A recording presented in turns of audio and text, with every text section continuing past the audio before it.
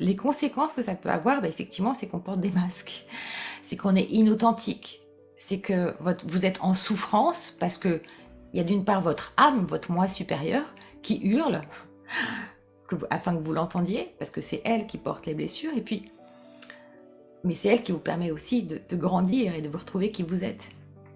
Et puis, votre âme hurle, et puis vous perpétuez cet enfermement en vous complaisant dans un rôle bourreau, victime, sauveur, en quête d'un sauveur que vous espérez peut-être inconsciemment trouver. C'est un schéma classique, hein, je dirais, c'est pas vous particulièrement, mais tous on a ce schéma-là, qu'on espère inconsciemment trouver en présence d'un amoureux, d'un patron, d'un ami, d'un médecin, d'un thérapeute.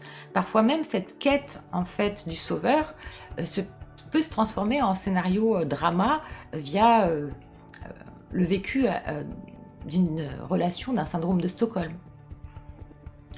Or, encore une fois, la clé, elle est en vous. Donc ce soir, l'objectif, c'est d'activer en fait cette intelligence naturelle en nous invitant tous à grandir, à nous élever à un niveau supérieur de conscience, en comprenant que le corps, c'est le haut-parleur de l'âme.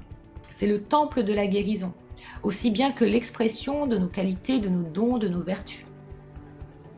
Effectivement, ceci, ça prend sens quand on apprend à connaître le mécanisme de fonctionnement de nos énergies, de nos corps subtils, de notre biologie, qui est en correspondance avec ces roues d'énergie que l'on appelle les chakras, ancrés dans nos glandes endocrines, donc le thymus, la thyroïde, le pancréas, les surrénales, les glandes de reproduction, l'hypophyse, la glande pinéale.